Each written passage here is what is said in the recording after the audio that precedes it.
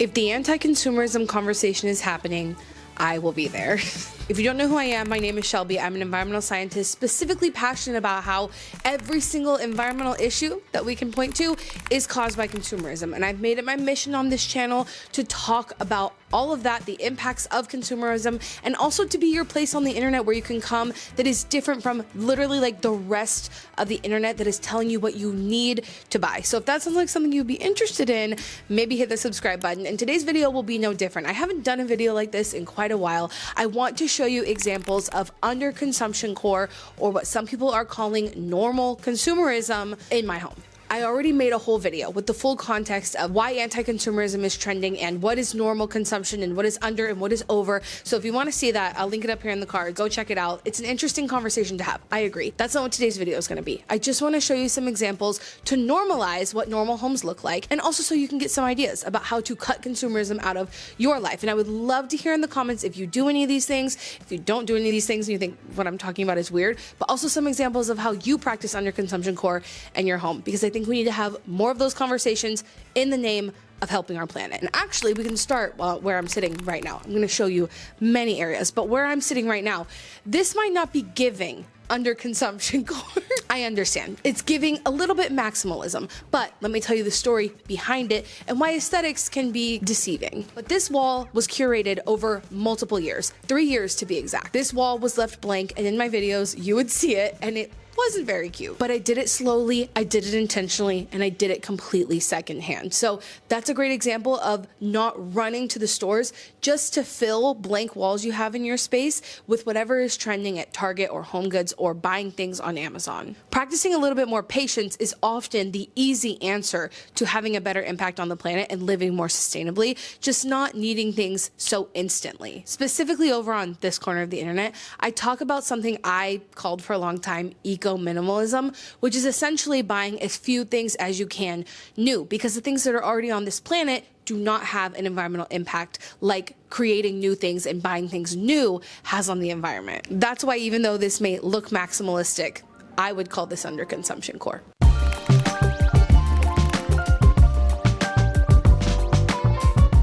When I first discovered how harmful consumerism was, my problem was with clothing. And so I thought that that was like the biggest part of consumerism. But now I feel like a lot of overconsumption happens in our bathrooms and in our body care routines. And I used to focus a lot on how to buy a more sustainable version of whatever XYZ thing we were using in our routines. And then I started to realize that actually I think the most sustainable thing to do is just to ignore a lot of the noise that is out there about different products that we need all the time. So when I'm buying something on a repeated basis, I try for it to be from a sustainable brand that has better packaging, better ingredients, third-party testing. All that stuff is really important to me.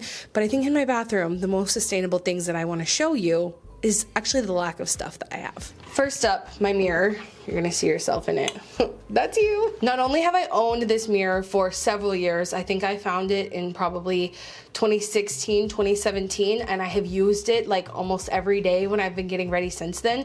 It's cracked, and the reason that I keep it is because it still functions perfectly fine with that crack. I've never had a problem getting ready over the last 7 years with this crack in my mirror, so I keep it. But the most interesting part about this mirror actually is that the reason that I own it in general is because I found it in the dumpster because of that crack. A company threw it out. It was a return, I would guess, or maybe a floor model. It cracked. They threw it in the dumpster. I took it out of the dumpster, and I've been using it for 7 years. And I just think this is a really good example of how even if something is not perfect or new or, I don't know, just like in absolute pristine condition, if it still is doing the job, we don't need to buy a new one. This brush I've probably had for a decade, and I have not replaced it because it functions absolutely perfectly. But the point is, there's a lot of marketing out there trying to tell you why this brush isn't good enough, and there's another brush out there that's going to change your hair, and in reality, it probably won't. And the one you have is working just fine, so keep using it. I went to a bar the other night for this event called Pitch a Friend, where people pitch their single friends and you're like supposed to go mingle with them if you're single. I went with my friend the other day. I used this. I've kept this palette for so long, and it is broken also. I have to be careful when I open it because it kind of separates right there.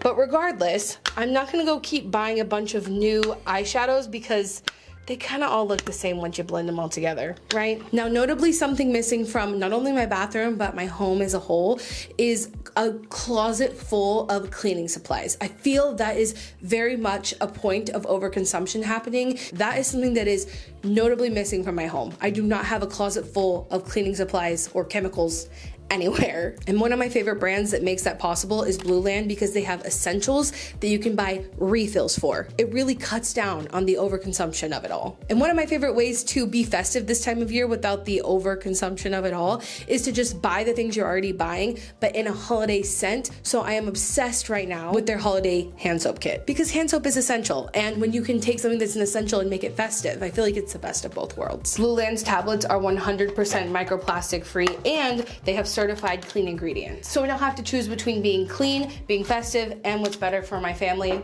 specifically my asthmatic cat, because all of their products are hypoallergenic, and the planet. Blueland's tablets are certified by EPA Safer Choice, USDA BioPreferred, and Cradle to Cradle, which is a big deal. Those certifications are top tier. The holiday hand soap kit comes with 10 tablets and 3 limited edition scents, which is basically a year's worth of hand soap in one tiny box. Their packaging is totally compostable, and the setup of their hand soap is actually really fun. You just fill your Forever bottle with warm water, drop in one of their tablets, and wait for it to dissolve. No shaking, no mess, and no single-use plastic. And I love that the scents actually smell festive and clean, not that weird, overpowering, artificial stuff. So if you want to get your home ready for the holidays minus the hidden microplastics, or give a set as a sustainable gift, you can get up to 30% off with the link in my description. I just love when you can combine something that is cozy, clean, and aligned with your values. In my commentary video on the underconsumption core trend, I talked about how our perceptions of what normal consumption is going to vary based on the internet, what we're exposed to on the internet. That's a huge part of what's driving the overconsumption, I think. But aside from that, whatever our environment or our immediate community is, right? I come from a family of hyper consumers, and so to me, that was normal. I know now that it's not, but in comparison, when I have a shower that looks this minimal, it's so different to me than what I grew up with. Specifically, my cousins and my sister, when I go into their showers, it's like walking into the cosmetics section at a beauty store. It's like every single scent of body wash, multiple shampoos, conditioners, hair masks, every type of product is in there. And that is the thing about my shower routine. I really only use a face wash, a shampoo. Notably missing from my beauty routine is conditioner. I don't use it. Shaving cream, I don't use it. And that razor that's there is not mine because I don't shave. The only other thing on here is bar soap, and I always say that there's not a specific bar soap that I think you need to buy that's like the most sustainable thing, but most bar soaps come without plastic, and wherever you live, likely there is a local soap maker that would love your support for their small business, so I highly recommend supporting those. For me, I am using up free soaps. We got like 20 free soaps as freebies when a giant festival was in town this spring, and we're still working through those. But I think the most important thing when we're talking about underconsumption core in terms of sustainability is just not buying into all of the mass amounts of consumerism that can happen in your shower.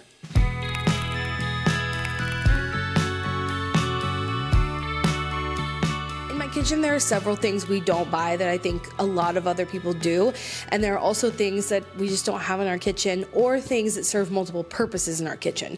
So things that I do not buy that are definitely under consumption core are foil, plastic wrap, plastic baggies, anything that's single use for the kitchen, really. We buy absolutely no disposables. There's no paper plates in this kitchen. There's no disposable utensils in this kitchen. There are no paper napkins. There are no paper towels. Instead, in this kitchen, we use reusables. And that's like one really effective money-saving way of doing underconsumption core. I'm holding these 3 things because I feel that with these 3 things, you don't really have to buy any of the single-use storage container stuff. You don't have to have plastic storage containers that get scratched up or stained or seep microplastics into your food. You don't want any part of that. So that's why I have this container. I have a set of these containers that have wooden lids so that nothing is leaching plastics into my food. May I present to you the hero of this kitchen? It's the stasher bag. Yeah.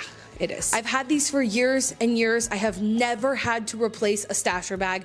I still have the first one I ever bought in 2016 or 2017. And if there is ever a thing that those 2 containers can't help me with, this is a bowl cover. A reusable bowl cover I will put over a bowl if something is too big to fit into one of those, and it works wonders. This one is actually has a drawstring, and it's like silicone or something right here.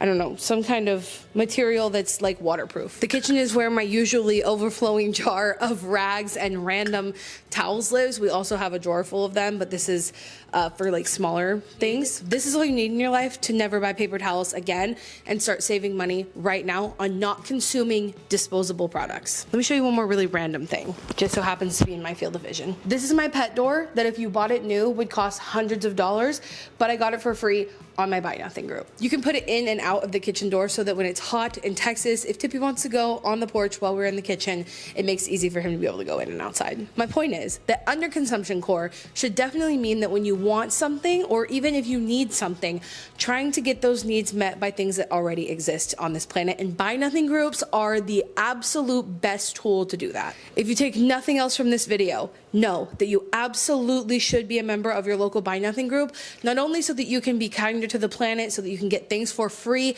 but also so that you can participate in community, which is actually the key to true sustainability. There's a lot that can be said about this kitchen appliance, but I'll spare you. But what I do want to say is this is my toaster oven, and we pretty much exclusively use this instead of our oven because it's more sustainable and consumes less energy to use this when we're just two people and we rarely need to heat up the whole oven. But the really cool thing about this toaster oven is it's not just a toaster oven, it is also an air fryer, a dehydrator, and it does some other things that I never use it for because I really only use it for those things.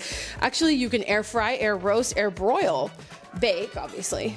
Oh, and we do use it sometimes as a toaster. But if you are looking to live a life that is less about consumerism, it makes a lot of sense to look for one product that can fulfill multiple needs and can cut down your use on other natural resources like electricity. We are currently making some holiday decorations.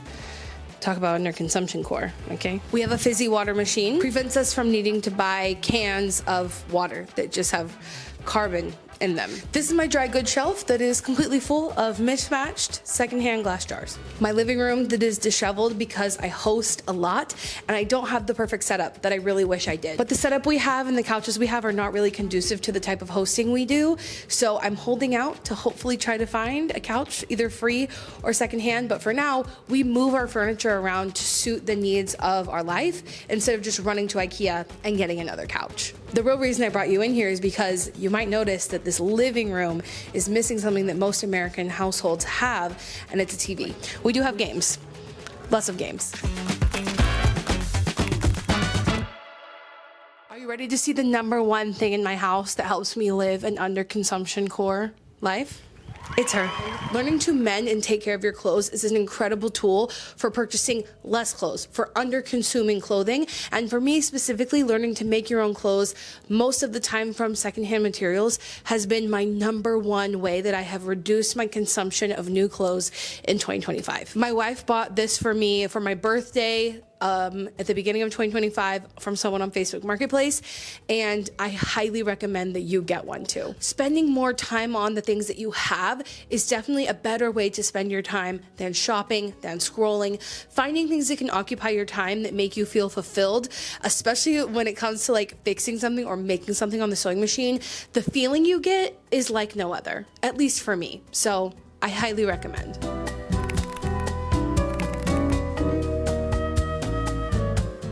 To the topic of talking about what is normal and what someone would consider underconsumption core, garages I feel like are a really great place to ask to feel out what the middle ground is. Because to me, I grew up with every single person I knew that had a garage not using it. No one in my family uses their garage to park their cars in. It looks like I don't either because my car's not here right now because my partner's using it, because we're a one-car household, which is absolutely part of what I feel for the average American household, the average middle-class American household, to only have one car is absolutely under consumption core, specifically with the way I grew up. And the fact that I use my garage to actually park in is rare, even in my neighborhood. And even more rare than that is that we are a one-car household with e-bikes to supplement for the second car. But these bikes have almost 2,000 miles on them, and that's how many miles I have saved from driving in my car by using an e-bike. And I live in Texas, so our commutes are much longer. Our cities were built for cars, of course. So an e-bike is essential, on top of the fact that it is hot here.